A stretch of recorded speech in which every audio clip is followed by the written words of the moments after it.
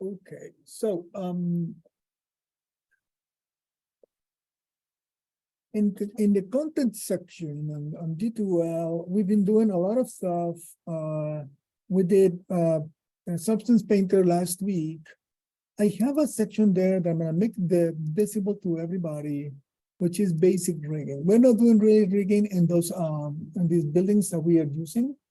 How many of you are thinking in doing a little animation in your building? 1, 2 people, 3 people. All right. So there are a few things for you to consider. That I'm gonna just walk you just a couple of minutes through my videos. We're not gonna do it here together. You might have to go and do the videos for you to understand what you need to do. But let me just walk everybody through the video so that we have a reference, a point of reference for future applications if you decide to do more animation going from Maya to Unreal. One of the things that we have there is, of course, we have our object. An object is our main file. So we're going to use our main file that is going to be used for rigging and for animation if you decide to do animation with it. For those of us who are not doing animation with it, you'll simply use a model. I'm going to do that together. We're going to export out the model, no rigging involved. In this case, with this guy, this video, you know, I start analyzing. First of all, I bring him out to scale. This was my scale reference for the site that I'm using him for the previous project. So I scaled him up, no big deal about it. And then I do an analysis of joints. This is an important part because I need to recognize that wherever there's going to be a pivot, there is a door, like for example, there is a flag, there is anything that needs to open up and close. You're going to have to put a joint at the hinge point where those things are going to be bending. But you're going to also need a joint at the base of the object, either at the bottom. In this case, the base of this object or the central pivot of the object is going to be the wheel because he needs to rotate around the wheel, right? But in your building, you probably likely will put it at the very, very base of the building, right? Now, even if that joint is not going to animate the building, because let's say your door is going to be an object that is far away from the base, you create a joint for the hinge of the door, and then you create a joint for the base, and those two joints are going to be connected eventually. So I'm going to go ahead here in my video. I'm going to create the chain. There is no news for you to create those chains. You create the chain. In this case, of course, we did it kind of a character. But in your case, you can create a joint here and then a joint there and then connect them directly, and that'll be totally fine too. That would work exactly the same way. You don't have to create a whole hierarchy of joints to get to what you want to get. So, and with that, I have all my joints right taken care of right there. I'm not sure what I'm just talking about, you know, in the example of the video, because of course this was made with a view of people doing toys or other objects.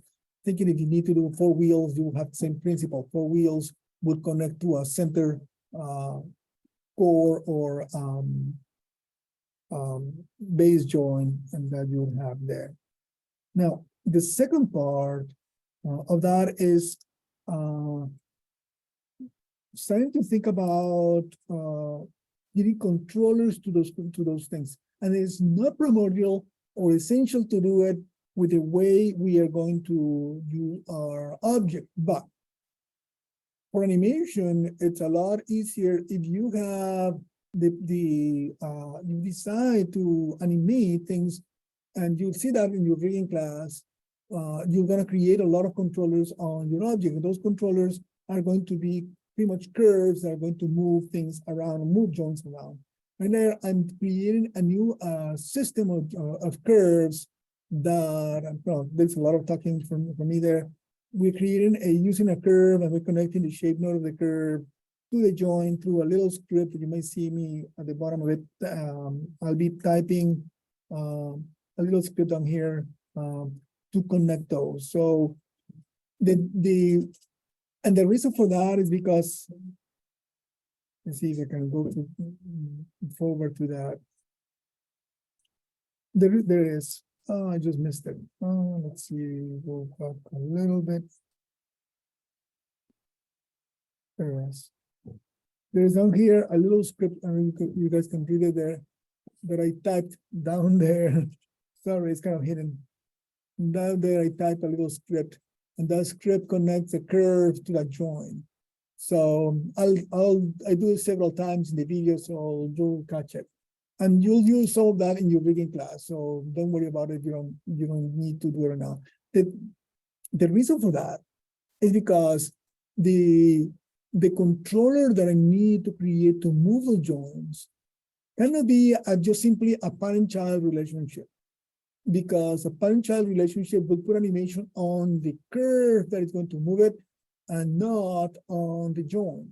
And Unreal is going to need to read the animation on the joint. So there are certain characteristics of the rig that need to happen in order for you to transfer the animation to Unreal. Those characteristics are keyframes will have to be placed on the joints, right?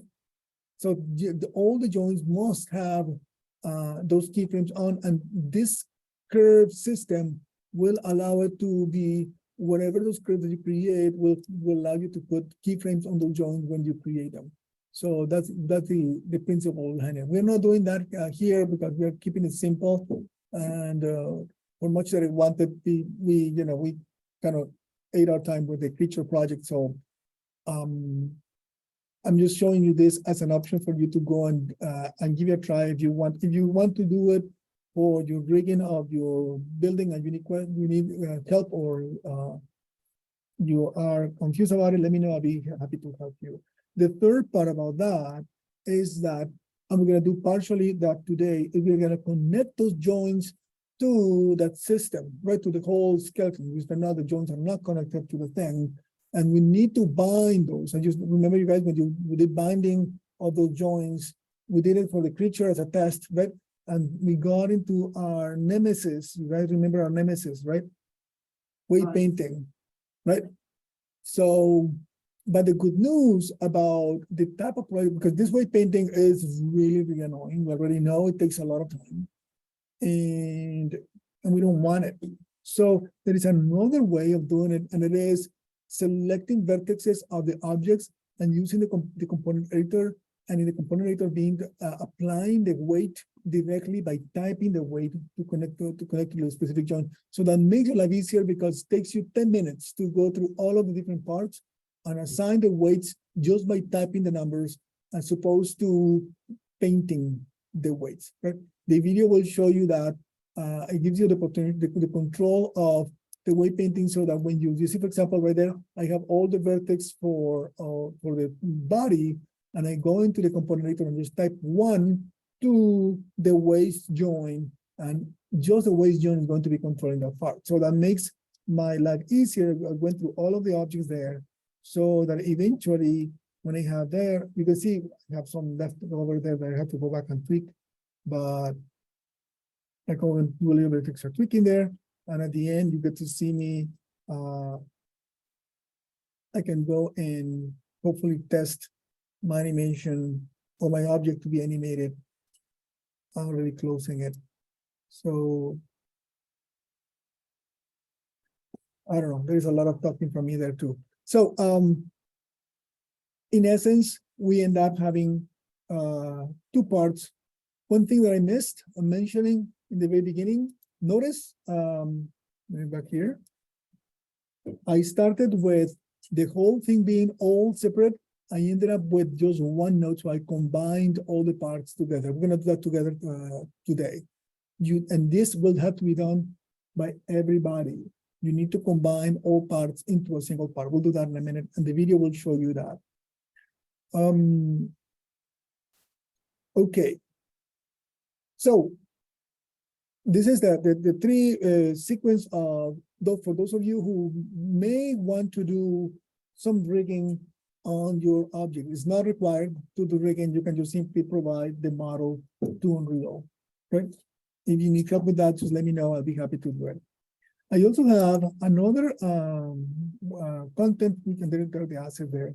Another content animation. In case you are intrigued by animating it, although the animation that I have here was intended for us to do animation on a specific character, I have movies for that, and this shows you my approach to animating, starting from the storyboard by blocking my animation, so I can start describing, my set and bring my rig in, I reference my rig in, and then I just do a little bit planning of that by drawing with the grease pencil tool, my frame by key poses. So I start analyzing my animation and my timing. It's pretty organic in the sense of I really like planning my animation before I start animating in my sometimes this on paper.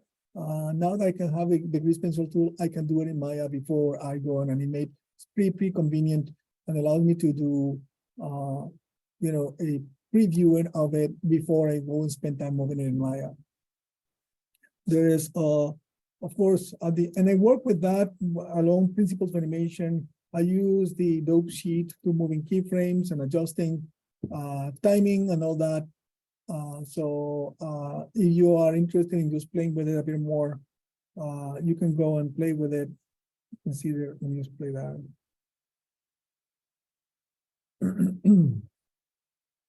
And then a little bit of extra.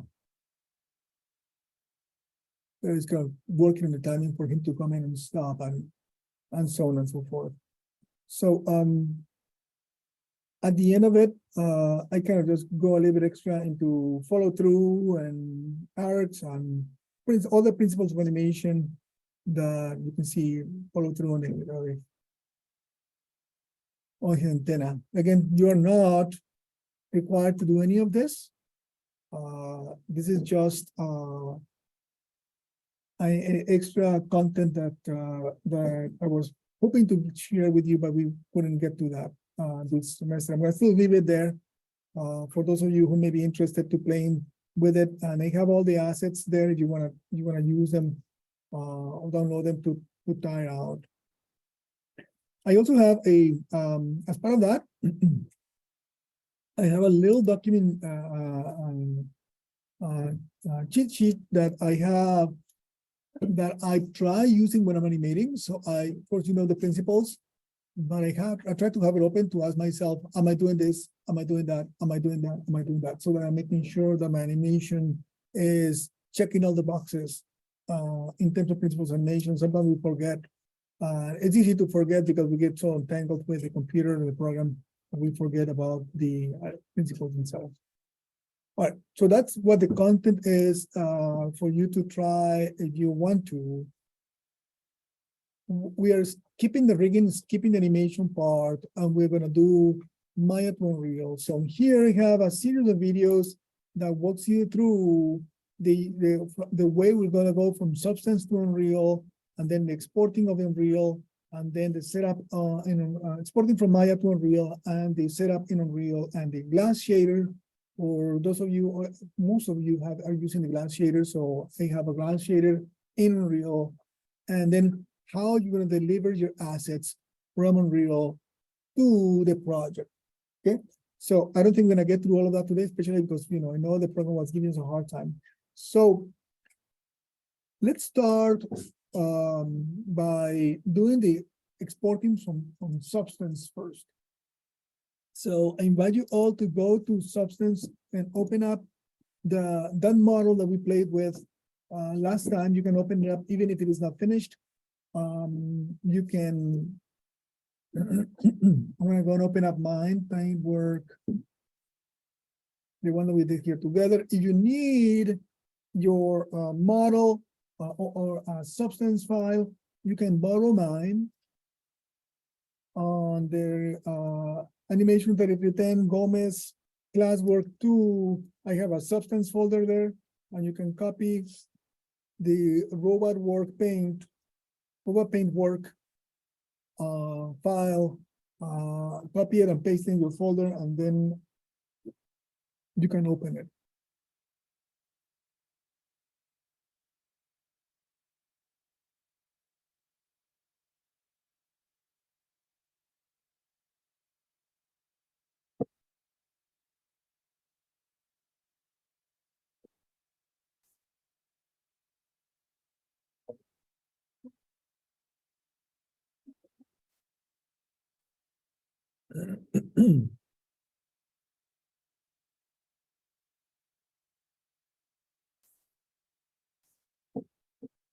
Just give me a few seconds for people to open up that file in Substance.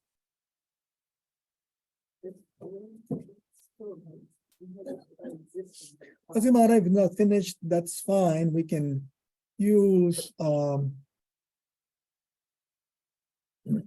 that. In this case, I just have my object has shade over his helmet and a shade over his body. I didn't do any more there. I thought I did his light, but I guess I lost it. So these two objects, I like having those two objects because those two objects have different characteristics. This one is very, very flat looking, and this one has a lot of glossiness to it. And it's a nice contrast to have. I actually, in my video, you're gonna see that I start from a fully textured object. So I actually do all the parts from Substance. Right, so let's pretend this guy is done, right? And we are going to export him out. Let's do an export to Arnold. Still, I'm going to show you the Arnold setup, and then we're going to do an export to Unreal. Okay, so that way we just don't think that we cannot use this in Maya. We can still use it in Maya, render it in Maya if you want to, guys want to render it out in Maya because you feel that Unreal is not flexible enough for you just yet. So we're gonna just say file export textures. File export textures. And when you export the textures, you see this window pops up. And by the way, this window might look slightly different compared to my video. My video, I was using a slightly older version of it, so it just changed a little bit. It's pretty much the same thing, it just changed a little bit. So in my global settings, it's letting me to pick which objects I'm going to export. So in this case, I don't need the antenna, I need the body, I do not need the hand, I need the helmet, no ears, no upper arm, no visor. I missed the body, there's the body and helmet. Actually, yes, body and helmet are the only part that I'm going to be exporting out from this guy. So that makes it flexible because you could paint one object, or if you can go back and repaint another object and just simply export out that part, so you don't have to be exporting the whole thing out.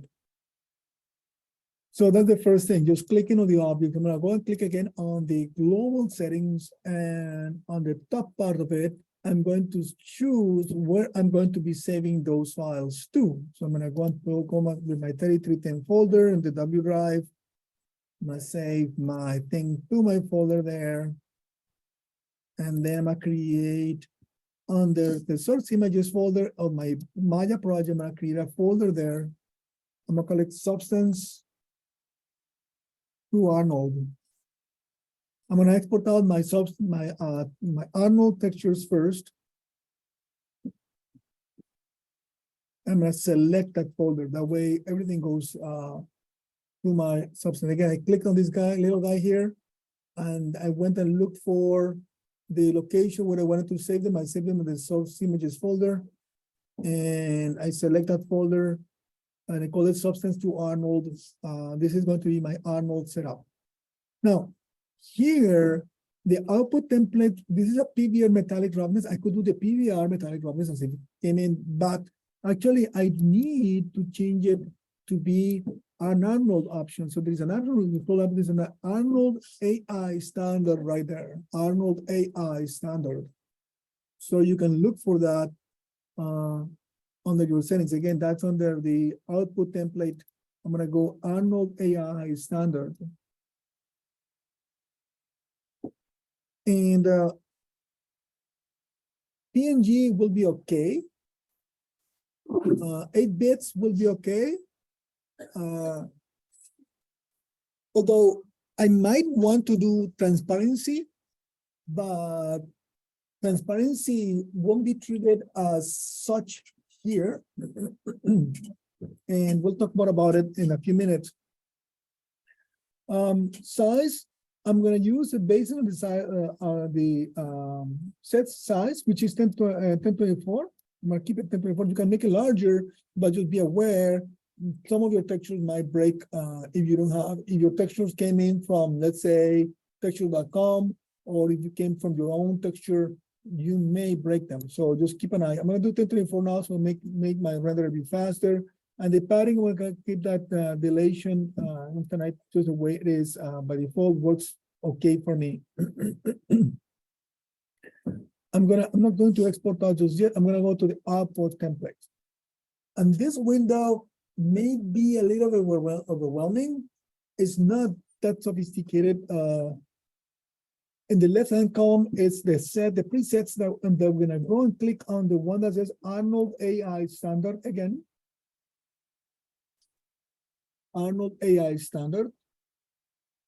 And Stefan, we are working in the same window. We went to the second tab right there. So, and then we picked Arnold AI standard in the left-hand side column, Arnold AI standard. You see here in the center of that, those are the channels that Arnold is going to want to export. The first one is a base color, there's a metalness, there's roughness, there is normal, there is height, and there is emissive, right? That way, I know that all of these files are going to be created per part, per object. I'm going to connect those to, of course, individual shaders, one per every object. What if I had, let's say, created opacity in my shader? Remember we played with opacity last time? I don't see opacity here, right? So I could add opacity, or I could add any channel to it if I wanted to. So, and you can see that the one that I have there, for example, this one is RGB, this is using grayscale, this is using grayscale, this is using RGB plus alpha, this is using grayscale, and this is using RGB plus alpha, right? Now, I'm going to add, and you can, this one, notice this one is 16 bits. This one is using 8 bits. Actually, it should change it to 16 bits because it's using alpha in it, right? Now, what's the reason for the 16-bit and the 8-bit? Of course, we know that RGB works with 8 bits fine, and alpha needs extra bits to hold it, because 8 bits will hold only the 3 channels. That's why you want to pick 16-bit versus 8. Going back to the opacity thing, I don't have it, so I'm going to create another channel here. My file doesn't have it. I'm going to create it. I'm going to delete it again, but just to show you in case yours needs it, right? So I'm going to go and create for opacity. What type of channels would I need? Can somebody tell me? For opacity, what type, would I need a grayscale? Would I need an RGB? Or would I need an RGB plus alpha? Why? Some glasses color. But that's opacity. So the color goes into the base color. What is it again? Yes. Grayscale is grayscale. Why? Because opacity is either transparent or not. Is it opaque or not, right? So it could be 50%. It could be 20%, right? Remember the slider in Maya when we're playing with the transmission that you can slide it on or off? Pretty much that, right? So that means I'm going to create a grayscale here. And I'm going to grab opacity with the mouse. I'm going to go and drag it and dump it right there. I'm going to say, okay, it's a gray channel. So that channel gets added, right? I'm going to do it again in case you missed it. So I'm going to click on it. I'm going to go and create a grayscale. I'm going to go and grab my opacity. I'm going to go and drag and dump it onto that little gray there. I'm going to say, okay, grayscale channel. And here, I can keep the name, but that name won't be consistent with the other names. So I'm actually going to copy one that has grayscale. I'm going to grab this one. I'm going to copy it. I'm going to come here. I'm going to paste it. But instead of roundness, I'm going to call it opacity.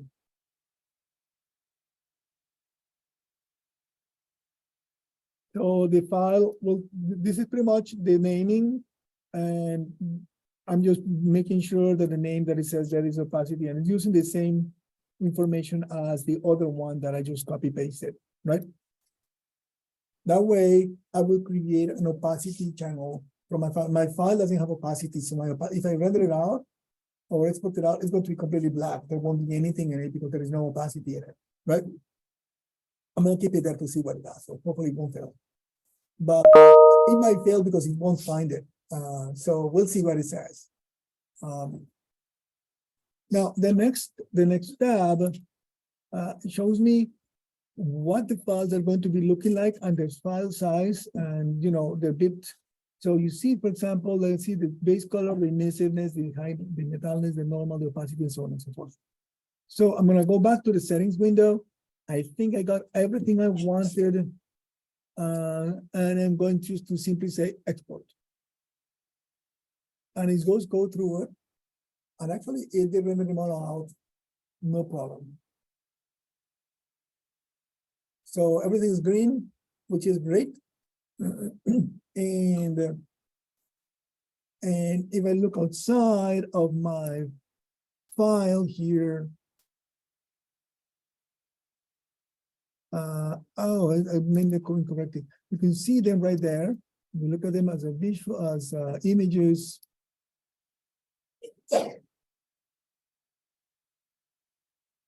It did color version of that wood. This is one is the height or displacement of a bump, either way. This one is metalness. Of course, the wood is not metallic at all. This one is normal map. This is the body shaded roughness. This is the helmet color, helmet height, metalness, normal, and roughness. There was no opacity, so it didn't render out an opacity file. Couldn't find it, so didn't create it. Making sense, everybody? All right. Yes, Lisa.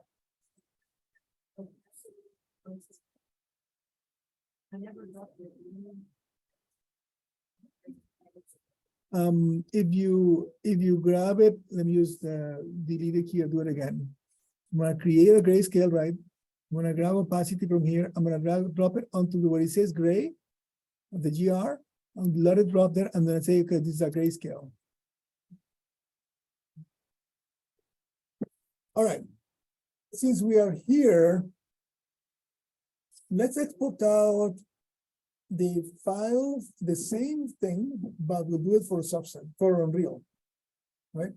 Can't keep up with all the names. So we're gonna export out to Unreal now. So let me go back to my settings.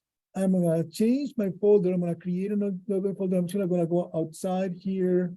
Should I put in, I don't have an Unreal project yet, so I'm gonna put it there, but I'm gonna create a folder there. I'm gonna call it Substance to Unreal. It's crucial that you are organized with that, so you don't get confused later on, because otherwise it won't work. So let's create under your general settings, global settings, a connection to a folder, Substance to Unreal.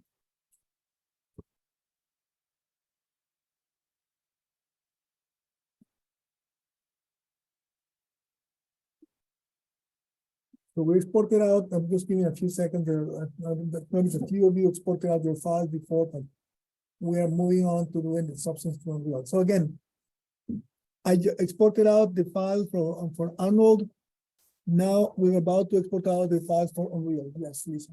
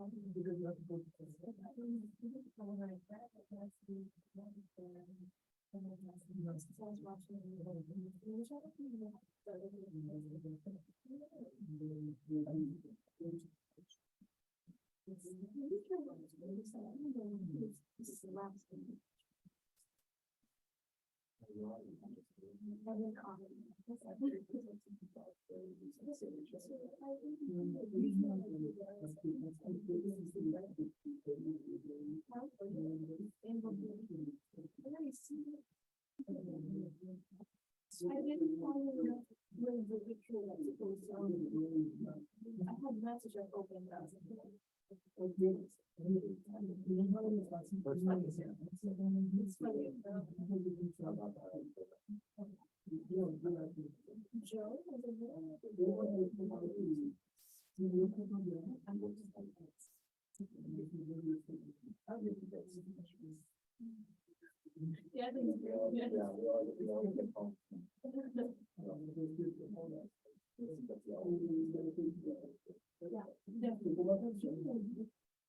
there are for banking things, we exported out the versions for Unreal, for Maya. And now we're going to go to export now for Unreal. It's the same process, only that we're gonna pick a different set. So I created, again, for those of you who are just catching up, I created a folder, a new folder, and I call it Substance to Unreal. I'm gonna select that folder. And we are going to choose under the template, we're gonna change, and you scroll down under the template, there is one called Unreal Engine 4 Packed. Now there is Unreal Engine 4 Packed Subsurface Gathering. I don't have subsurface in my object, so I don't need it. There is only Unreal Packed. We're gonna be using Unreal 5, but Unreal 4 Packed will still work for us. Now, I want you to be aware that Unreal 5 has a new plugin that works with Substance. We're not going to use that. I was playing with it a little bit last break, but couldn't get to really do much more than what I wanted. So I kind of like the way package 4 works, at least, and it also gives me a bit more flexibility. So we'll get to that in a minute. So I'm going to click Unreal 4 Pack. I'm going to keep the 1024 and the same settings there. I'm going to go to my templates here, and then I'm going to choose there my engine 4. So I went to my templates, and you can click and you see, and you scroll down, go the way to the template 4. You see that the channels that one has are less channels compared to the Arnold. And it makes you wonder, right? So when you're looking at those channels that you have for Unreal, you're analyzing, you see, okay, the best color is give me the RGB and A. The metallic is, there is this metallic, but look at this, the name has it says occlusion, roughness, and metallic. 3 of them are connected in the same thing, right? And you see them here, so what that is that it's just R plus G plus B. So R, G, and B are separate.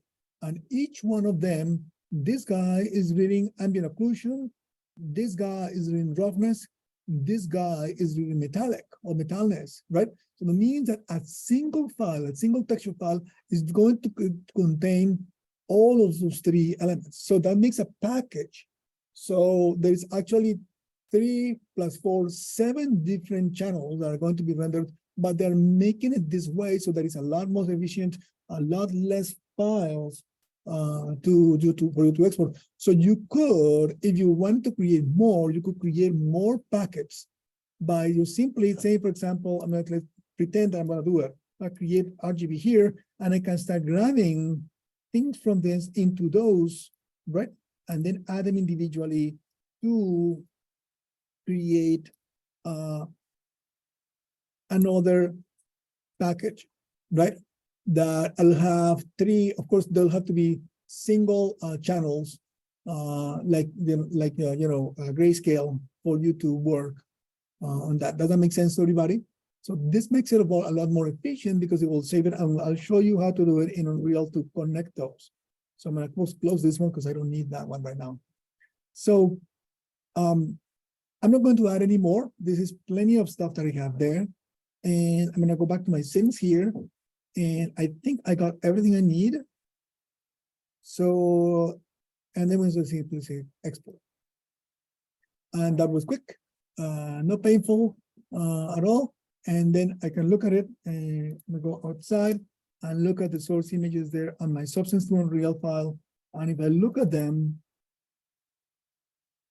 the color looks fine. The normal looks okay. Occlusion, roughness, and metallic has this weird look to it, right? It looks like a color texture, but it's occlusion, roughness, and metallic, all of them together. Same with this one. Occlusion, roughness, and metallic, it looks all of them mixed up. And what it is of course, the three channels are RGB replaced by occlusion, roughness, and metallic. That's why it looks like that, but it won't look anything like that at all, which is pretty smart, I think. Very good. Questions? So unlike last, with the Arnold one, you don't need to make it 16-bit, anything like that, that we do. We did, there was one that was 16-bit. They had an alpha in it, and I'll explain a little bit in Maya when we go why it's going to use that, because there is no transparency in it, right? But it needs to read it alpha as luminance, and I'll explain a little bit how that works. So I invite you all to go and open up our main file, the robot main file that we used before coming here. So we'll minimize this in case you need to go back to that. I'm going to launch Maya. Not that. I'm going to open up send my project to working with you guys.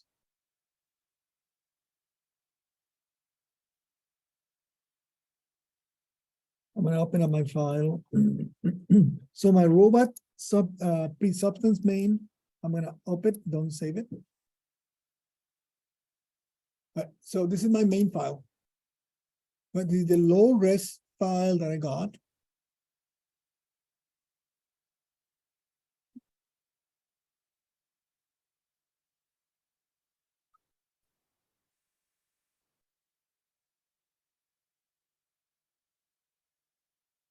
And although we, for the project is not required to render it out in Maya, but I'm still, I think it's worth doing it. So you guys get the experience of connecting those substance textures in Maya, because likely you are going to still continue using Maya for future projects. So, and I hope you use Maya, so we're not going to forget about it after so much time we spent in it. So, in my notes, let me try to go back to my Unreal, whatever that is. Not my Unreal, to my D2L. In my notes, I have in week, remember back in week 11, when we talked about Substance Painter, that was last week actually. Substance Painter, I showed you a PDF document that I have in my presentation, and I said, there is this little graph here that is the AI standard surface setup for textures coming from Substance, right? And that little thing is very helpful because it tells me how to plug files to make them work. It's not that intuitive, it's not that easy, although it's not complicated, it's not that easy. And if you don't follow this, you may not be successful, or it may not look the way you saw it in Substance. So let's try doing that. So we're gonna connect, starting with the base color of one of those parts. So let me do his helmet, since I have it right there. I'm gonna call my hypershade. And in my hypershade, I'm going to graph the helmet. There is the helmet. And of course, we know this guy is going to be, oh, before I do anything, before I forget, I don't want to be working on my main file, because my main file, I'm going to use it for going to Unreal. So I'm going to resave this file, saves him as, I'm going to call it robot post substance. And I'm going to call it Arnold. Instead of main, Arnold. That way I know it's going to be set up for Arnold, right? So robot post substance Arnold. Then That way I am not messing up with my main file because my main file I need it to go to Unreal.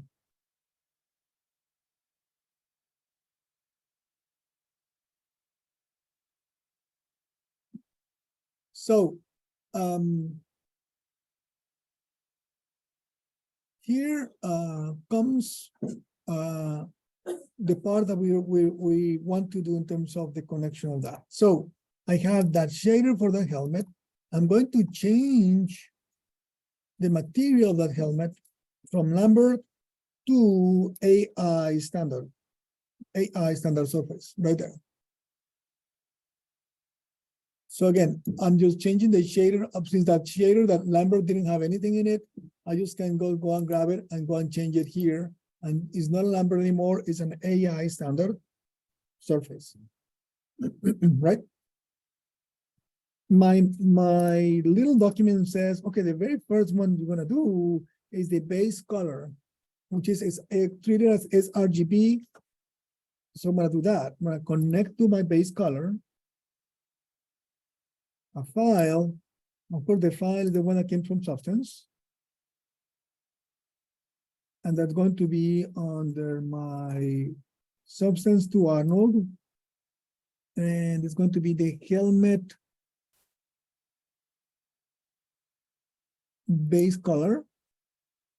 And I'm gonna open it. Right?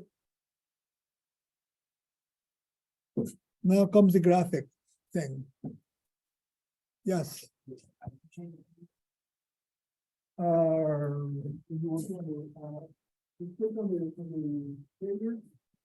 And then, oh, well, that's why I don't have that little window design there.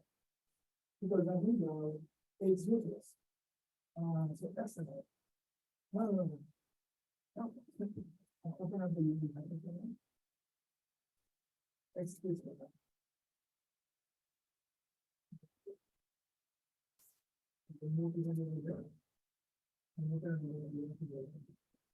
It's the same window, only the thing has a function. I don't know why they do it that way.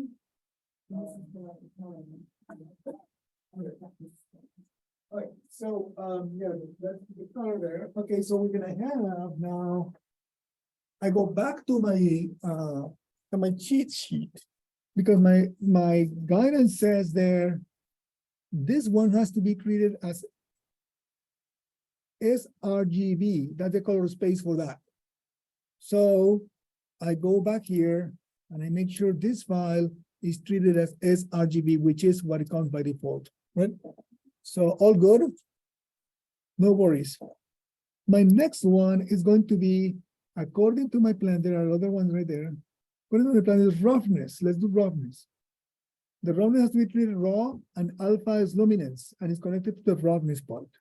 So let me go do that one. So I'm going to go under the specularity roughness file. I'm going to go and look for the roughness file, Substance to Arnold, helmet roughness, right? I'm going to go open it up. But the sheet said raw is the color space and alpha is luminance. That's what we said. The alpha needed to be part of the channel, right? Because the alpha is going to be read as luminance, right? So I'm going to click on it. I'm going to say this one is not sRGB, is raw. And then it gives me a little warning, but don't pay attention to that. And then the color balance, I tell it to be alpha is luminance. That way, that will treat the roughness correctly. That makes sense now, Stacy?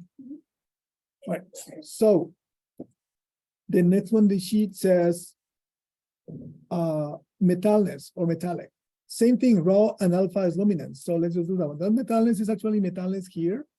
So I'm gonna go and click on that one.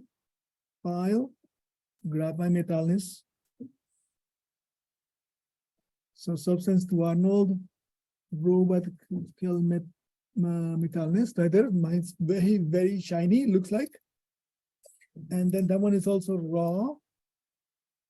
And color balance is alpha is luminance.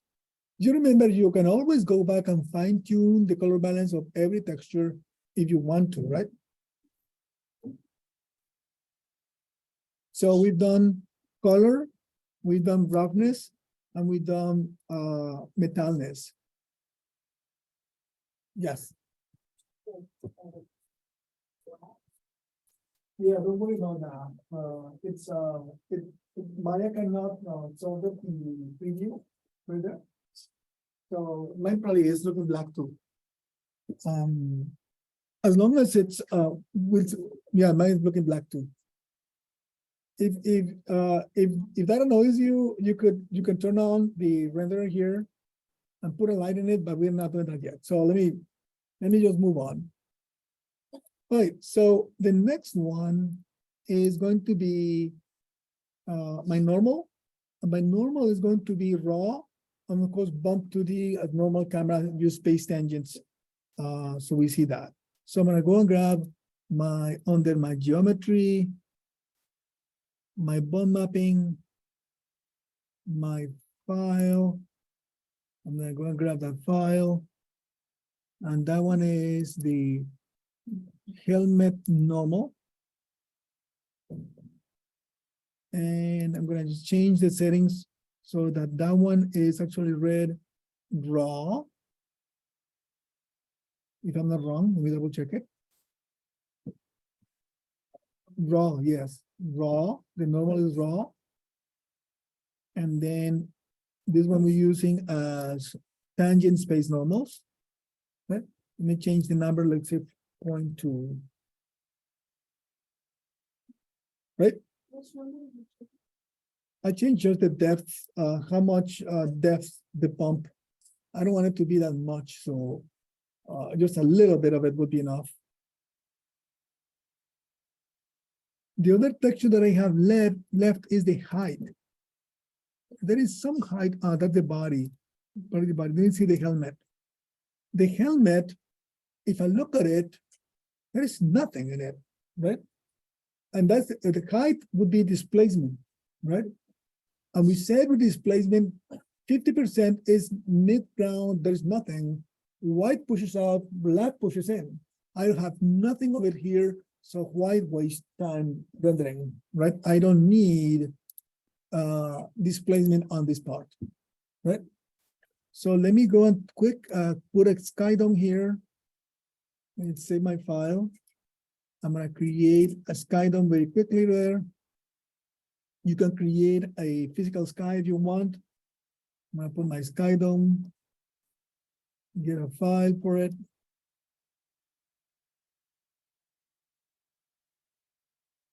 Let's see if I can find one that I can use. Texture.com, Chernobyl. I'm gonna use this one that is not under that one. This one. That's an HDR. All right, I get that one right there. Hopefully it shows it. I'm not seeing it. It is there, I just don't see it.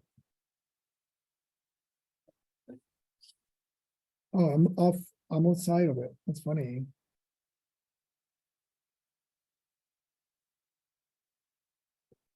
All right, and let me test render it.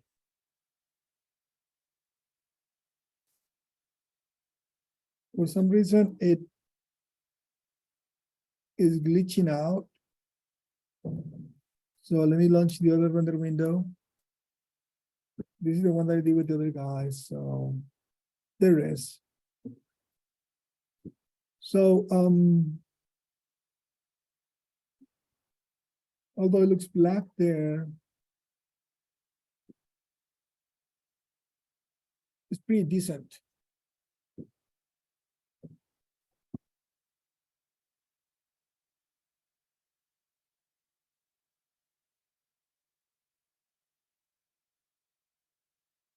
Questions?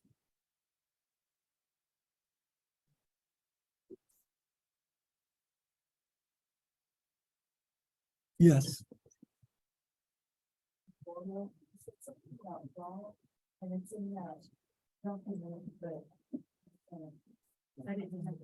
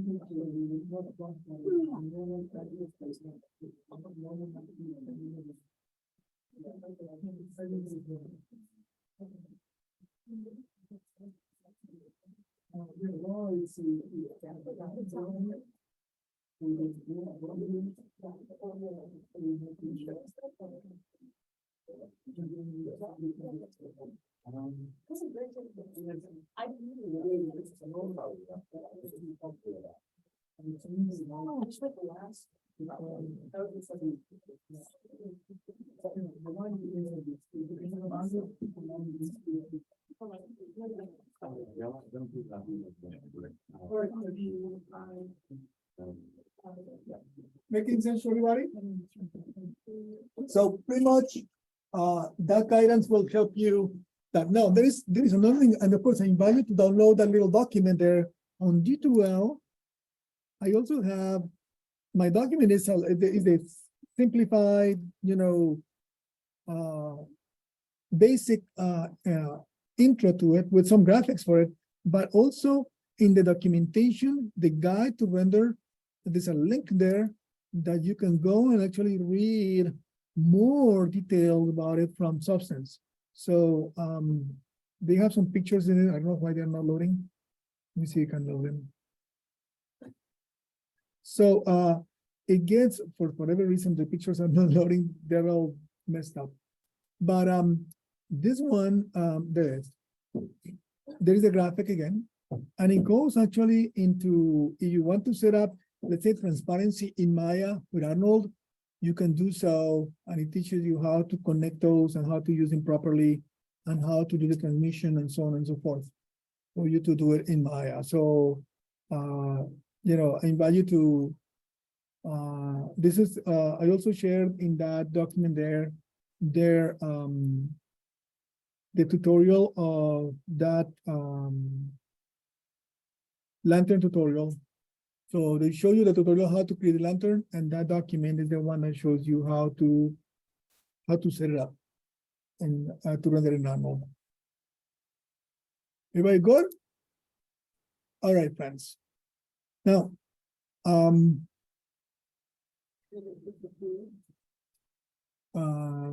know. Maybe you put some transparency in there or something. No, of course, we are not going to go to with this to Unreal. Of course, we have to go and do all the parts and stuff. Let's save this file and then open up the main file. So we're gonna go to Unreal. So let's go back and open up our main file.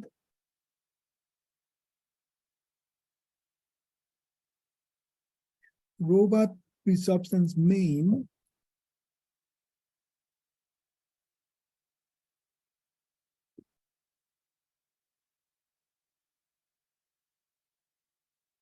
Now, the main file, we wanted to keep it simple. This file does not have any rigging in it. It is all the parts with all the different colors. We're gonna keep those colors, right? We are going to, and this is an important, everybody's gonna have to do this. So important for you guys to follow along. That way you don't get lost. The video does not show exactly, the video has the rigging part in it. So I want you to be attentive to this. Jeffrey, I want you to pay attention to this, please. The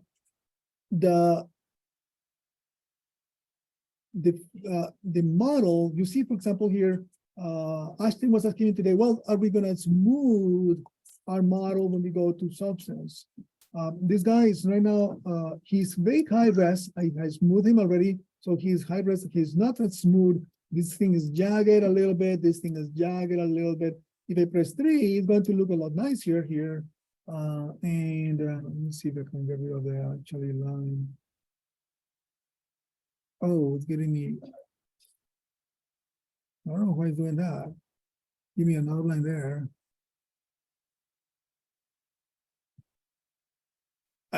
Keep it low res. I don't know why it's doing that. There it is.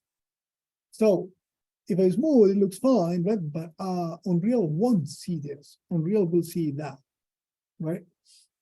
So one of the options we have is adding more geometry. Of course, is not ideal. I did here, but probably you don't want to have your geometry to be too heavy. This is a more organic object. In your case, in your building, you minimize geometry. So for example, walls don't have any details, you remove edges, you keep it, whatever is flat, minimize the number of edges they will have, right? So in this case, I am going to use, because I have curvature, and you have curvature in your object, you want to play with the normals of it. So I could go here under my mesh display, and I'm gonna say soften harden edges. I'm gonna open that up. Again, mesh display, soften harden edges. I'm gonna do it to this object. So what this is the program is going to put in the model a little bit of code that is going to generate a process for softening those edges, right? So it's going to say, whenever it finds an angle of 30 degrees, try to soften 30 degrees or bigger. Try to soften that. And you'll have to play with the value to get to the right number, because this may not be the right number for the thing. I'm gonna say, for example, that they say texture borders or not, meaning effective borders on edge. I'm gonna say no, apply that. So that generates sort of like a softer look of it, still sort of jagged. It's not perfect. Have you seen that in video games when you're playing with a character that has a little bit of sort of like look like that? That's what it is, right? It's a low-res model that sort of looks softer, but is not quite perfect. And that's because the object had a little bit of softening. I can try and modify the angle and say, you know what, let me make it 60 degrees, see what it does. I'm gonna apply that. So 60 degrees pushed a bit more, but mainly this thing here, which I don't like. So I actually don't want to go that far. I'm gonna say actually below 30, see what it does. Apply that. And that'll give me this, so I'm not so sure. So I'm gonna keep it at 30 for now. And then apply that. You decide you're gonna do it, or you don't want to do it, you might skip it. So this softens it a little bit. I keep the hard edges sharp, right? The other ones I'm gonna keep as they are. I'm actually, let me try to do this one, see what I can do. That one works a little bit better for the light. I applied 30 degrees and then kind of softened it a little bit better, so it's not so jagged. All right. Good to go. Here comes the thing.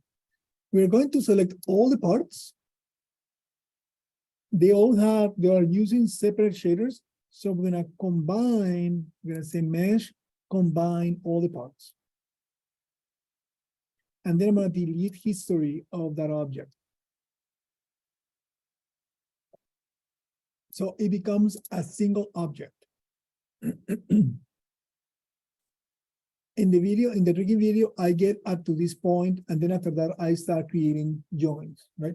So you forget, you may watch the rigging video, the front beginning of it will do this.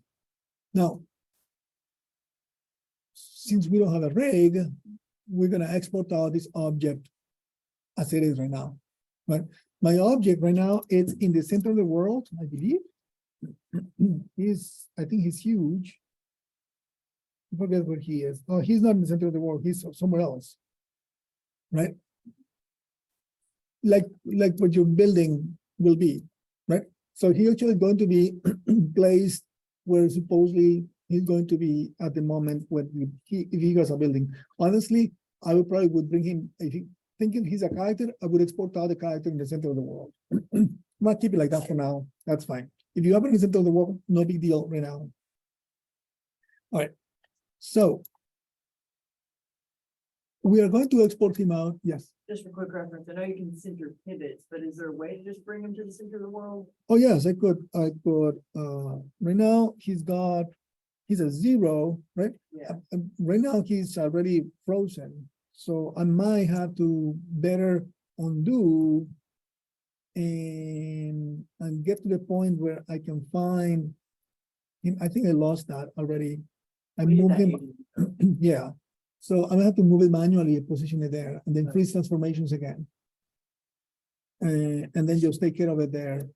I guess I did this one when I was showing it positioning, I just didn't change it. So that's fine. I'm gonna just mesh, combine here, delete history. And this going, again, is going to drop it there in the position. When I go 0, it's going to go to the position where it's supposed to be there.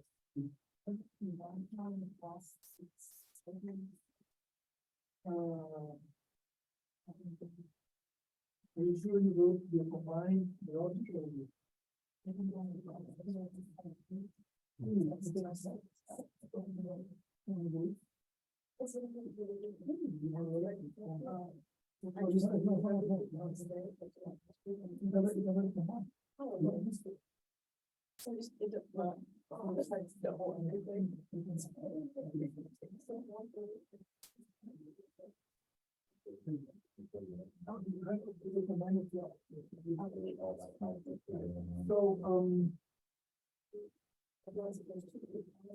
if, so he's going to be placed in somewhere else in a world, and it'll be fine. We'll figure that out when we get to it. So now let's try exporting him out. Again, if I had a rig, right, I will have to select this and select the rig will be next to it. And I will have to export out both simultaneously, right? And I could export it out with animation. Also, in the video, I'll show you that. Now, I'm going to just say File, Export Selection. And here we're going to do FBX again. This time, so I'm going to just choose FBX. And this time, I need to make sure the geometry shows smoothing groups, smoothing mesh, and keep triangulate on that. That should be fine, right? So I am making sure that the geometry tries to smooth them, although the FBX might not quite show it, but it's gonna try. I do not have animation. In my video, I check on animation because I had animation, but I do not have animation. And I don't have any media, I don't have any logos, I don't have any textures or anything. So it is clean. So I'm gonna call this one to be robot. And it's going to be model free Unreal. Right? And why I put the word model, because of course, if it was animation, I'll probably put the word animation in it, right? So it's an FBX. I'm gonna export the selection. It's giving me a little warning about the smoothing measures. I'm not going to pay attention to that. I'm going to look at my file here. Here's my robot model Unreal. And if you look at it, he actually came in the center of the world there. So we'll see how that plays when I get to Unreal. So he seems to be fine. His body looks smooth, okay. It's not perfect, but I think it does the job. With the textures on it, I think we should be fine. All right. I didn't do his hand, but his hands could have a little bit extra smoothing, but I'm gonna keep that their way. All right. Now, we tried Unreal this morning with a group, but we couldn't get it to work because the license was limited. So at least on these computers, for whatever reason, the license is not working. So we're gonna try see if we can make it work with you guys. I need everybody to try to launch Citrix. So we're gonna go here on your computer. I'm gonna say apps.mtsu.edu. Launch a browser, please. Apps, for me, Chrome works better for some reason recently. So apps.mtsu.edu. By Wednesday, Unreal should be working on your computers. Stacy, you could open Unreal directly from the computer. That one worked. So So I'm gonna say apps, MTSU.edu, detect receiver, open receiver or workspace. I'm gonna try to log in. I'm gonna ask me for my user.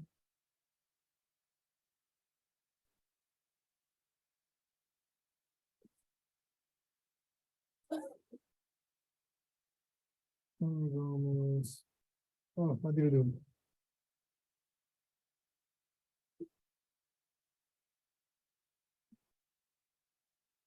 Right.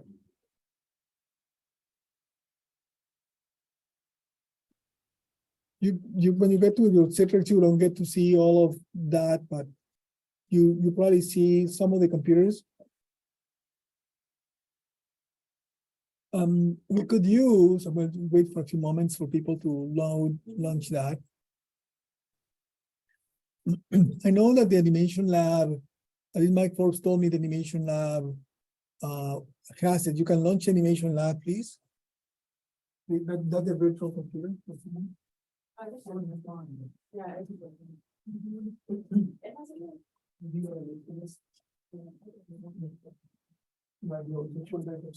You get scared of that knocked over with the keyboard or the tablet, that would be pretty bad. All right, so let's try launches that animation lab. Hopefully that will work for everybody.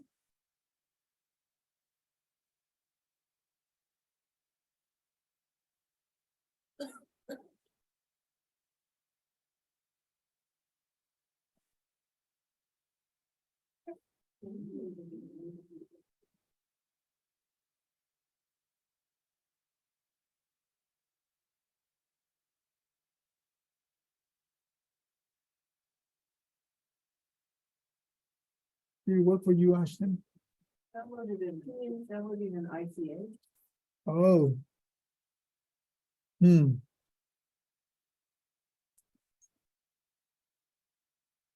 We're opening the animation lab. right? yeah, yeah. Yeah. No, that's not what. It's totally something. It's No, downloading no, I said ICA. we just need some- Hmm. Let's see if it's equal SYT. Oh,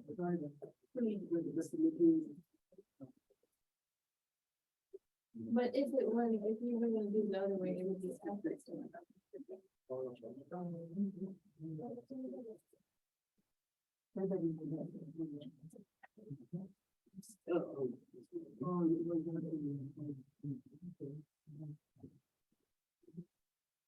Where did we go? No, we can go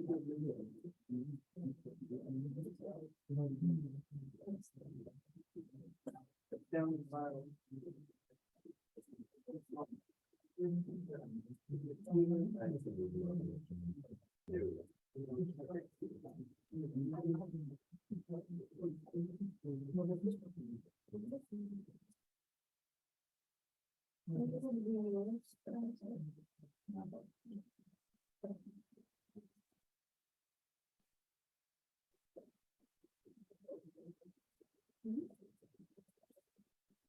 It's.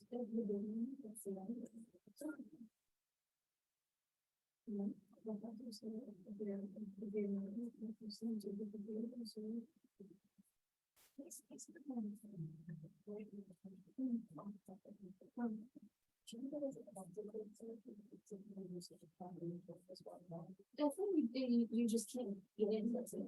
You just. I accidentally used it when I died. So you can, could use it. Yeah, you could use it when you're using the top of the data. Were you using your data or your one? Were you using your own data? I was in the one, but I got it for Tuesday. I didn't use it. And it's really.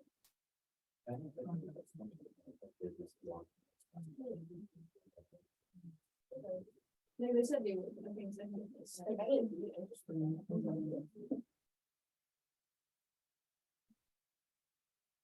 don't know. Well, it's not like a school, but it could look at the people. So look at the block of property. That makes sense. It's on the per campus. So you can just still use it.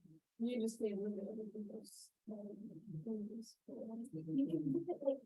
You can go to their page, yeah, which is like fine. The student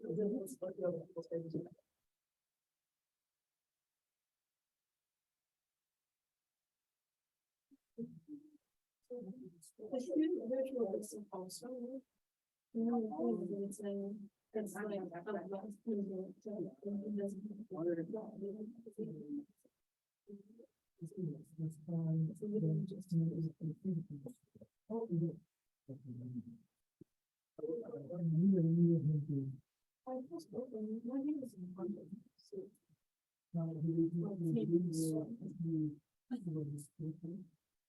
There was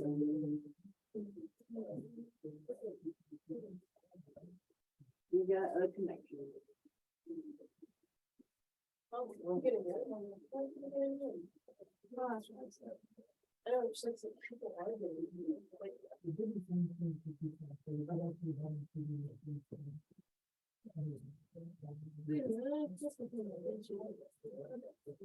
Where are you gonna get to? Are you gonna be FBX? Yeah, It's not required next semester, so yes. Oh, no, for me it is. I don't know. My advisor was like. I don't know if it's right.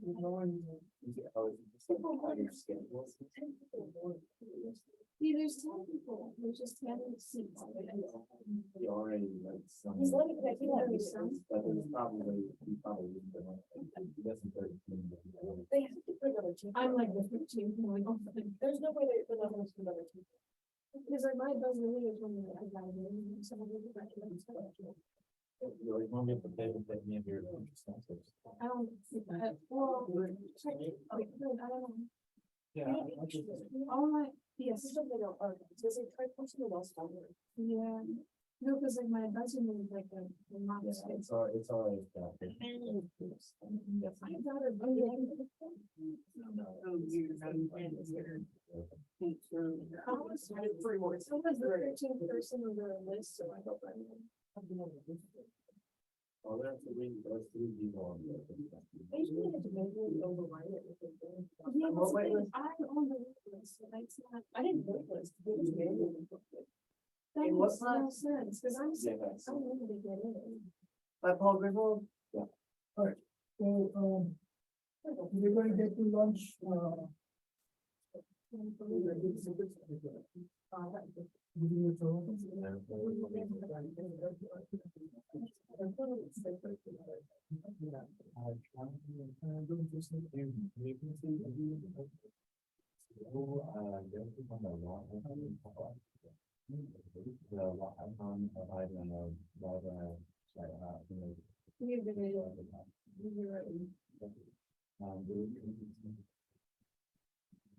How do you check the wait list? What are you doing?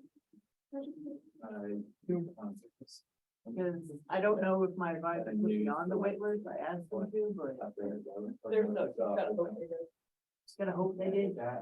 What was your advisor? Aaron Arnold. She's very good. If not, I can always just ask Paul to overdraft again. Yeah, no, I said like, hey, you have 10 seats and there's a bunch of other people who need to get in. He was like, well, I have no control over that, so you just gotta go on the wait list. That's what he told me. Alright. That's what he told me. so, did it work? So, no, well, I can't get it.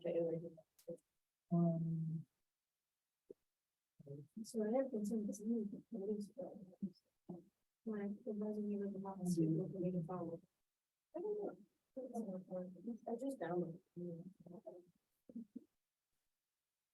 You speak Japanese? No.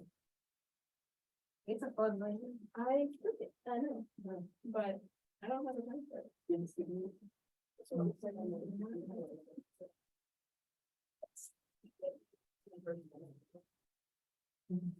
I know, it's not it.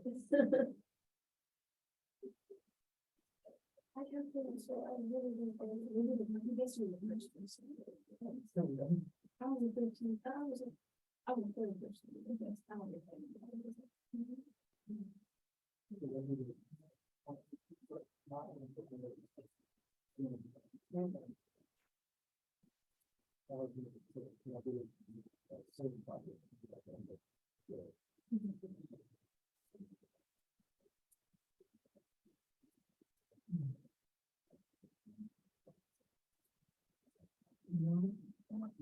This makes no sense.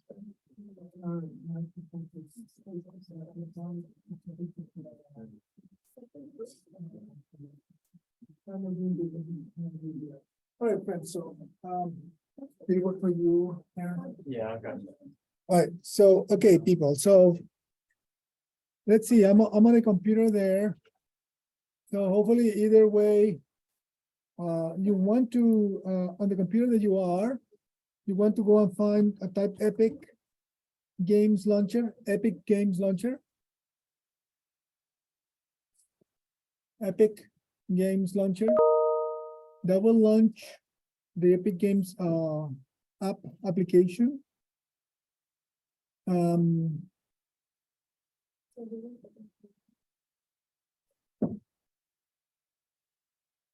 Did it work for you, Jasper? Did it work?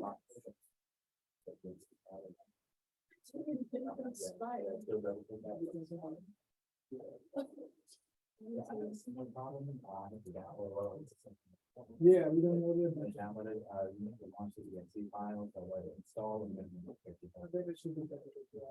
I know, launch the,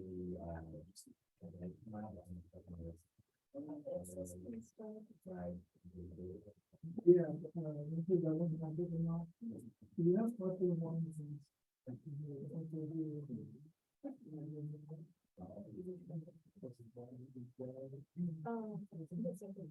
Well, you don't need to go all this, but you have it there. You don't need to go. Yeah. Oh. We're gonna all computers should have it, and that's not. and, it doesn't have everything. No, the animation model, I was checking. Well,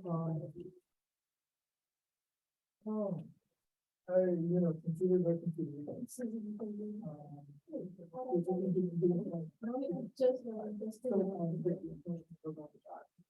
So if you didn't find out, just about you can just follow along on the screen there. And we'll try to get a table for you. I've got the real. When I installed that long. So I should be able to do- No, it's pretty much. So hopefully. It's that we get on through the channel that. I will, but my best friend. He said that, oh, wait, Wednesday he's gonna check on licenses for all computers.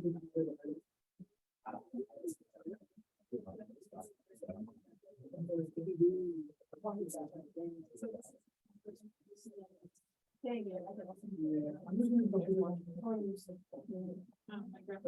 It's really, really. Guys, you know, hours, I think, Yeah. that's. Oh, yeah, you can have grown. Oh, yeah, exactly. But I just, I don't know if I can do that. Do you work, Jeffrey? You try to look at the mission, no? But I just invite you to follow his main series, I'm sorry, it goes that, not helping us today. We'll have it by next class, so for everybody, okay? So you guys can use it, on the computers. I will also ask him if he can install it on the computers in lab 253, in case you need to do it. All right, so, when you launch the Epic Games, it wants to sign in for the first time. So you could sign in with your Google account, or you can sign in with creating your own account with Epic Games. I have an account that I created for, I didn't create, actually, it was Mike Force who created it. Sorry, that's not the computer, hold on. I'm looking at the wrong computer there.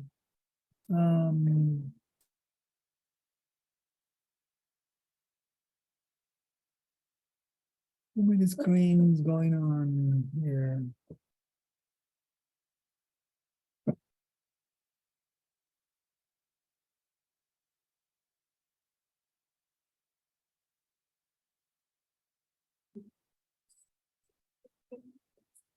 I have an account. Not there.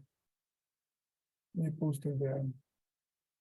If you want to use a generic account that we have for the college, for the department, you could use this one to log in. Or if you don't mind using your own personal account, you can use your Google account if you want to log in, that's fine. If you prefer not to, you could use this one. This one doesn't give you anything but just access. And it doesn't matter, it won't give you any extra access to anywhere, but you could use this one if you wanted to log in with our Epic Games account. I'm going to log in with mine on my computer here, not that. So I'm gonna just use my account right there.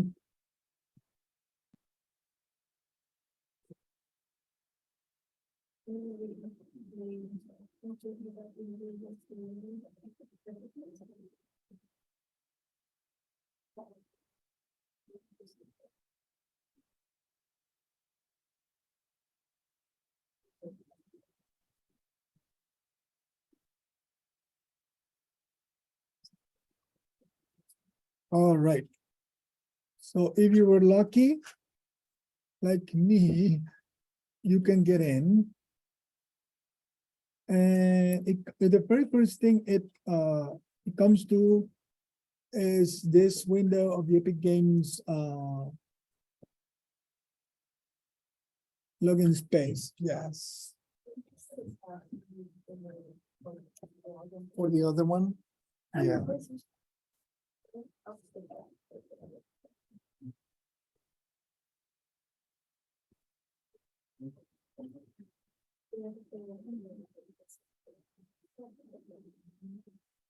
Super interesting.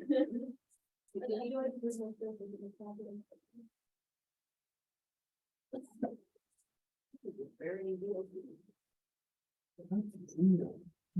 I have a person working on the computer. This morning I'm at work. Now it's not looking for the service. Oh. Yeah, let's see.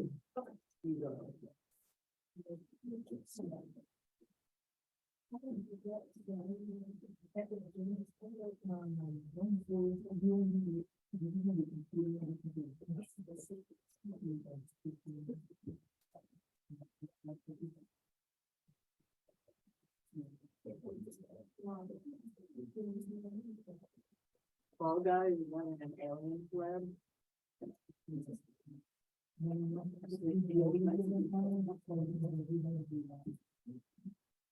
You never told that.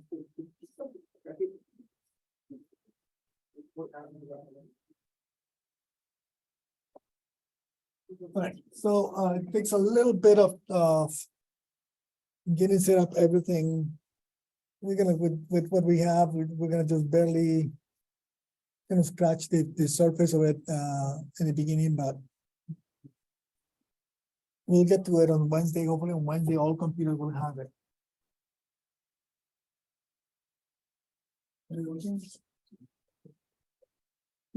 Oh, that's in okay. All right, friends. So getting there. Fingers crossed. I'm gonna go back to my other computer here. So I'm logged in. Right? I was waiting for a few folks who are still logging in.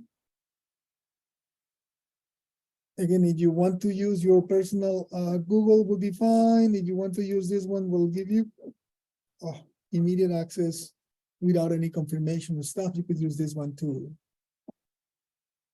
So most of you know this, but just in case you don't know it, of course, Epic Games is a gigantic company now, and they own a big patch of the video game industry.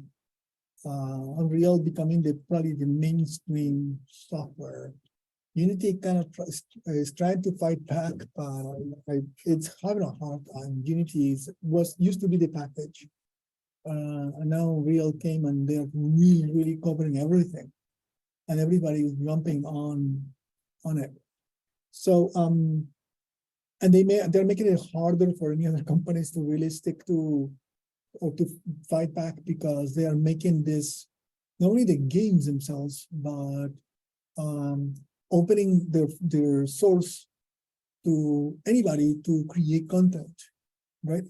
And they're making it not only for gaming, but for filmmaking, for visualization, for experiences, all sorts of things that you could create with this. And of course, they are very smart about it, because there are many people don't know their software for free, and then they are selling them all sorts of things to build worlds, right? Models and environments and things, and they're making money also through companies that create content or create tools that eventually those companies have to pay for the license of their software and being able to access it. So it's a very smart business model, and a very smart thing. It's just monopolizing the whole industry. I hope people are logged in now. I see that a few of you are still trying to figure that out. So when you log in for the first time, you get to see this this window screen, and it shows me there the store. Of course, they want me to buy games, so they want me to play with all the stuff, which is a lot cool. That's for general population. What it is, you have the library that you can store. I think my library here is Unreal. I have my Unreal Engine component right there. Right now, they have, of course, they just launched 5.2. So for you to download it later on, it's just a preview now. It's not fully downloadable yet. And you look at your library, you can see how many versions of Unreal you have installed on your computer. So again, that's in the Unreal Engine library. Right now on this one, I have 5.1.1. If I wanted to install older versions, like you see, for example, in my video, I'm using 5.0.3. So I would have to go and install it right there and then install it. But and if you want to go beyond that, they allow you to pick which one you want to install, like going back to the earlier versions. But the one says resume, so that makes me a bit more, we'll see. So if I just click on the Unreal Engine, right, or click in here or click here, let's see what happens. Oh no, wait. Hopefully it'll launch it. So go and give it a try, see if it launches for you. Initializing for me. I did that like 20 minutes ago and it still wasn't. Oh, really? Not fun. Yeah, that's one of the downsides of, the downsides of this. And is that it demands a lot of memory, it demands a lot of installation, and files are huge, right, in the beginning. So I spent yesterday the whole day trying to get, the software to work properly, because I was working my computer from when I work, it's connecting to the W drive from home. So everything that I save is saved on the W drive remotely. So it becomes huge. And it's slow for me to transfer files. So I was trying to work on computer down at 253, and then it became a nightmare. So it's a challenge. we're trying to see if we can, get that, to launch for some of you who are trying to, mine is very fine now, which is a good sign. So I'm gonna give you a few minutes. I have it on this computer. I'm just using the Citrix version so that I'm on the same boat as everybody else. Oh, I see that yours failed, Margaret. And I gotta talk to Mike Forbes about it. See what, because he's trying to figure out why is it failing. We didn't have those issues, and I know that the Unreal the real class uses those programs too here, so I gotta figure out between now and Wednesday how to take care of that. Maybe I'm gonna have to go computer by computer installing the software. All right, I'm gonna let this guy crank in the background. How many of you had the program opening? 2, 3, 4. Are the rest of you kind of waiting for it to verify? Yeah. Might not even start the launch. I can put it on launch, but nothing happens. Yeah. Something. Yeah, also, yeah, whichever we can use is fine. It's not, the 5.03 will probably, because I think the one.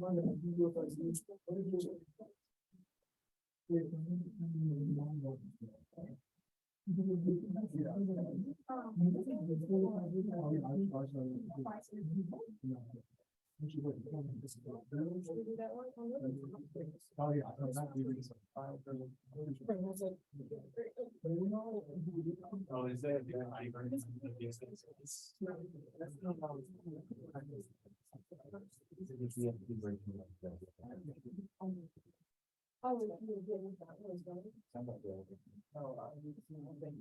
Yeah, totally fine. Yeah.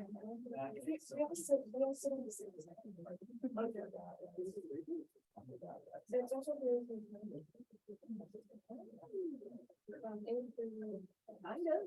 You gotta redo the one. You know what, I might.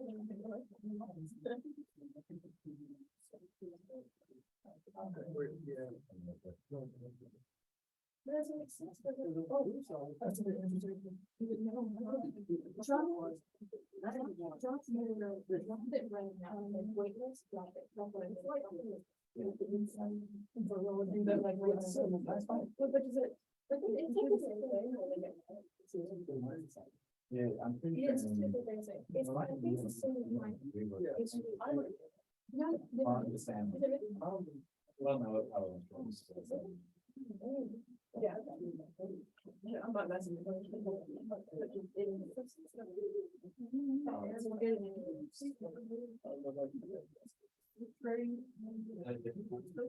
it's a different day. It's the same kind of. I know. But that's what.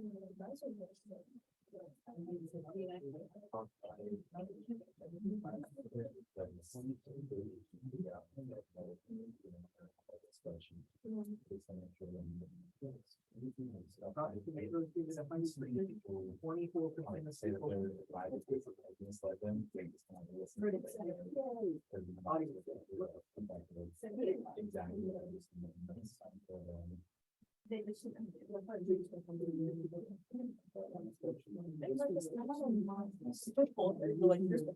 Like first surprise, she was, you don't need that, I don't wanna look at it. You don't wanna look at this spreadsheet. It's like.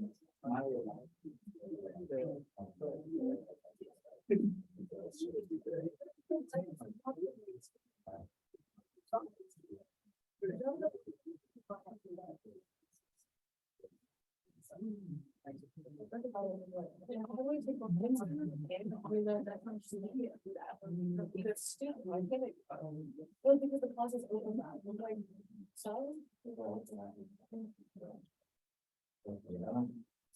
I'm like, he's like, what about? You can just, minors that overlap, okay.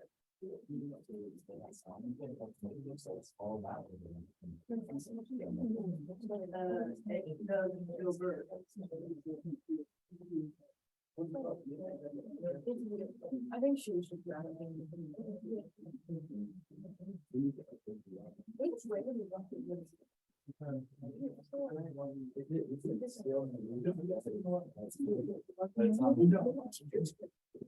One hour class.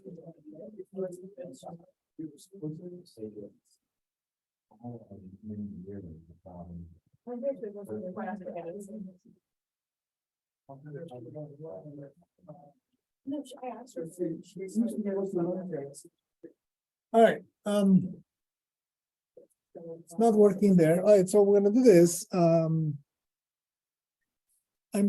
We have about 15 minutes, 20 minutes left. So I'm gonna launch the program here. I'm gonna do a quick little browsing through it. So I can show you the basics of the program. And then on Wednesday, we hope my folks will have it ready for us to work. So we will be able to use it. Let me sign out of here. Because I'm not having a good luck with that one. Let me see, which computer is this?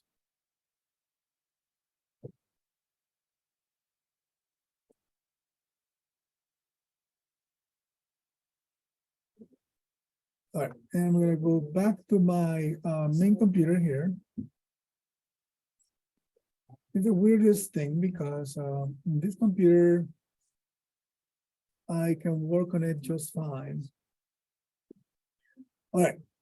So eyes on the screen, everybody. If you got it to open, phenomenal. If you didn't, I invite you to just simply follow along, and then Wednesday we'll do this together again. So you have a chance to experience the program with me. So right now I have under the Unreal Engine, under the library, I have the version 5.1 working. So I'm gonna launch that. And hopefully it just takes a few minutes. The very first time you launch it, it goes very, very slow. It has to initialize a bunch of stuff. It takes about 10 minutes to load it. But then after that, it becomes a little bit easier.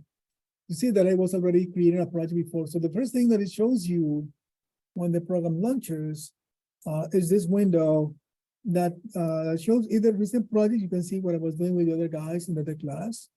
Or it can show you the option for you to create setup for games. So these are kind of preset builds for you to create games or for you to create film or architectural visualization or product manufacturing visualization or even simulations for, let's say, airplanes or cars and all that kind of stuff. So pretty flexible, a lot of good stuff behind it.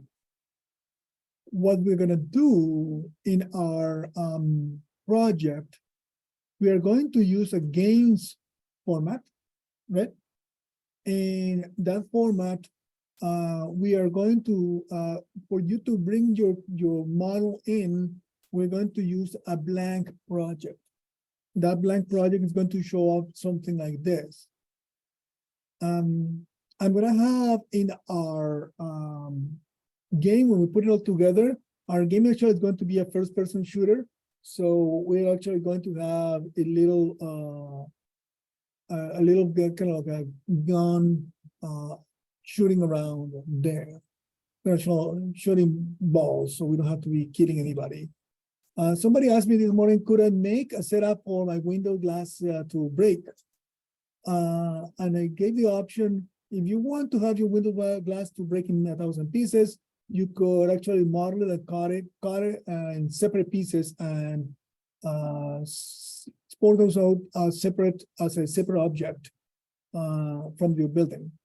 And cut them, but keep them all in place, and then we can put some dynamics on it so that when the ball hits them, they will fly everywhere. So yes, you could do that if you wanted. All right, so here I'm going to launch a blank project. I'm going to go and create a folder right there. And we are going to do a blank project, and eyes on the screen, everybody. This is very, very important. I don't want anybody to get confused. I have a project in the 3310 folder called the 1-800 town square. That is everybody's project. That's where we are going to download and better drop our files at the end. Please do not touch that until you are delivering to it. You will not create your project in there. You will create your project in your folder. And I'm gonna create here a folder here. Call it Unreal 1800 Town. Right. So that's going to be my project. When I'm gonna create them, I'm gonna select that folder. I'm gonna call it object texture or texture, right?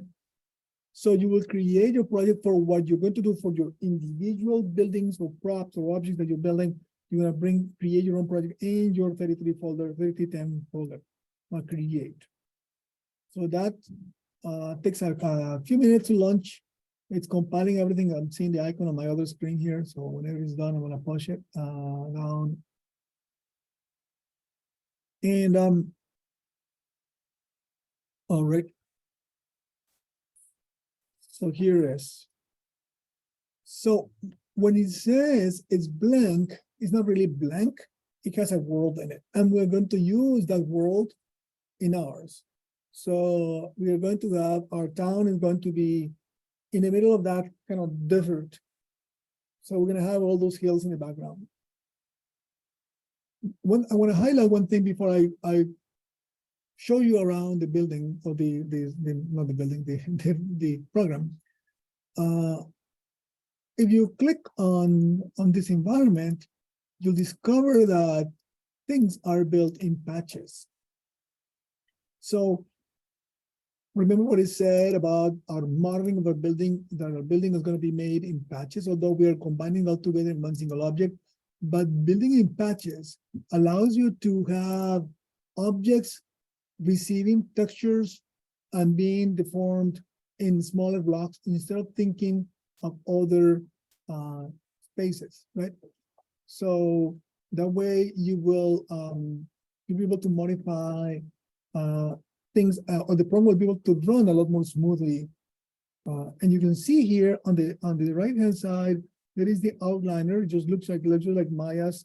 And you can see here, for example, there is the landscape that is one big object that I can hide or visualize if I want to, right? So, and you can see all the different parts. So let's say, for example, you want to eventually create an environment that has a landscape behind it. You can model your landscape, you can do all your texture and stuff, and then you can crop it in segments so that you can bring them all together like this as a big group. I'm going to click on one of those. I'm going to just press frame so I can go down the ground. You can see how it is really, really down there. There is also in this outliner, you'll find a lighting folder. So the lighting folder comes with a directional light. You can see the directional light right there, or comes with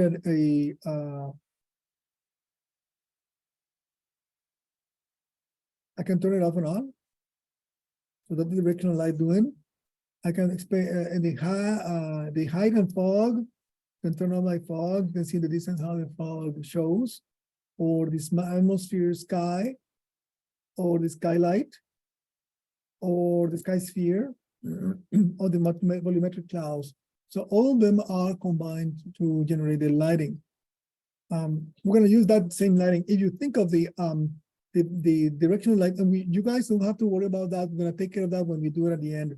Notice how if I rotate my light, the program automatically will update the lighting. So I can go to really, really sunset to very, very bright lighting, kind of noonish lighting.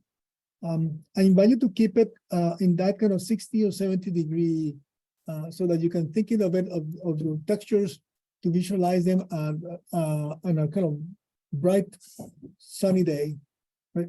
That way you don't get your character a bit too, or your building a bit too bright or too dark. Here, the program, of course, like any program, has all of the windows here. This is a deep program. It has a lot of stuff in it. And so I cannot really go to everything. I already showed you the outliner there. We showed you the environment here. In the environment, you can look at, the different views, just like Maya. You can go from your top, your bottom, your left, your right. And I'm looking at the wireframe right now. And of course, I could change those to be wireframe or lit. Right now, of course, I'm not seeing enough. So my perspective shows me that. Or I can just show here show even every one of those components also to visualize my scene. On the right-hand side, we saw the outliner, and below the outliner, we had the details. And the details is kind of like the attribute editor in Maya. So whatever object you have selected, you have a general component section to it. It's an actor section, LOD, miscellaneous, physics, rendering, streaming, and all of them. So you can just go and really go and tweak things to the objects that you're gonna be putting there. These guys are actually all for working on your 4-view windows, or going into that one, or keeping on the perspective. When I load my perspective, you hear my perspective. Or you can change into scaling options and degrees, snapping, and the grid. You want to show the grid or not. And here the control of objects with snap and surfaces, and other little manipulators there for gizmo and scaling, rotating, moving, or selecting objects. Those are pretty much that. At the bottom here, on the lower left, we have the content drawer, and that content drawer is where our assets are going to be stored. And we have an output log that gives me kind of like the code of what's going on in the background. And here is the CMD, which is the tool for me to be able to type code if I wanted to get into the coding part of the program. I'm not going to even get close to that. So in the content section is where we're going to be bringing everything. So when we created the project, you're going to notice, let me go back outside. When you create a project for the first time, the program creates here's my Unreal 1800 town, the project name itself. And then you can see creates all these folders already, just like Maya has all this stuff. There's a folder in there called content, right? You see that this is my file, the one that I have open is this one. And next to it, there is this content folder. Right now, there are collections and developers there, but nothing else in there. Here is where we're going to drop our assets, right? So I'm going to grab and drop my model and my textures in there. And we are going to bring them into a scene. So I'm going to do this. We're going to do this again together next time. So I'm going to go and grab my guy. Let me actually go back up here and export one of this as a new window. And I'm going to go to my scenes. I'm going to go and grab my robot model Unreal. There it is. That's my FBX file. I'm going to grab it. I'm going to go and actually copy paste it because I don't want to lose it in my copy. Paste it in that folder. Normally, when you do that, the program detects it. You see that my program already detected that I dropped something in it. And it's going to ask me, do you want to import that object? I'm going to say, yes, import. Sometimes it does not detect it. Sometimes it's kind of like slow and it doesn't see it until later. So I'm going to say import. If it doesn't detect it, you can just simply go and grab it from the folder and dump it into the drawer. Here, because I don't have animation or anything, I'm just going to say, okay, import all.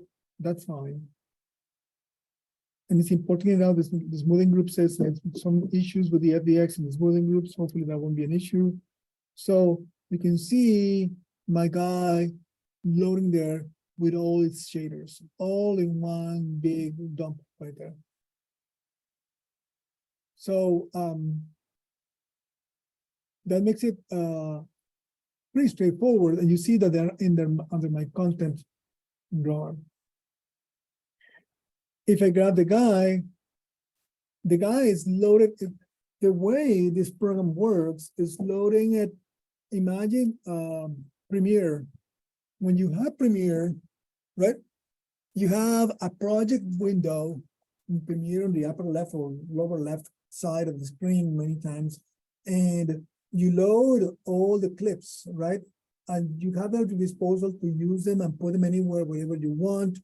And or you can use them and reuse them as many times as you want. Here is the same thing. This is not like Maya, like when you have an object, if the object is in the 3D space, it is not. Right now, it's in this repository where I can use it as many times as I want, and I can bring in, say, for example, animation clips, and I can apply animation clips to the same model, or I can apply animation clips from one model to another one. So that's why you could use motion capture and so on and so forth. So when I grab my guy and I go and bring it here, you see he's already up, drop it there. He's off the ground. So when you see the attributes and the transform for the details, he's got an location in the 110, I just say 0, location there, 0 location there, and 0 location there. So he's off the ground. So the program is keeping the placement it had in Maya, right? Is not in the right location or the right 0 point. That's what's going to happen with your model. So when you bring it in, you need to type 0, 0, 0, and your building is going to go what it was created in Maya. All right. I'm gonna stop with after I showed you the last thing before I go any further, because there are other things that we want to cover here, but and it is that what we're gonna do now is we're going to adapt or change the materials that come with these shaders. And these shaders, if I click on them, let me say, for example, this is his helmet is this one. But by double clicking on it, I launch a window, a material window that looks sort of like the hypershade. So it has these nodes that allows me to connect things to the object. Here is where we're gonna bring the nodes from Substance and we're gonna plug them into the scene. That way, we will have them all connected and updated. And when you're done, you save it and the object gets updated with that. I'm not going to change anything here because I have the textures, but I don't have enough time to set them all up. Set them all up, so I'm going to just stop right there. Any questions? I know that this is kind of like me pointing and showing you, but kind of unfortunately not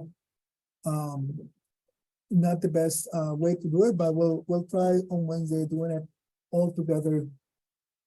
Hopefully we're gonna get the program to work on Wednesday for everybody. All right, friends, don't forget we have milestone posting tonight, right? So post as many images of your model and as many images of your UV maps, not only on the maps, but also your UV maps and checkers from different angles of your building. So that way we can here give a quick little feedback on your design. Wednesday we're gonna be working on more on Real. Hopefully we'll take care of it within an hour. Maybe we can try to use some time to model or to work on texturing on Wednesday. All right, friends, we're gonna stop it there for today, and we'll see you guys next class.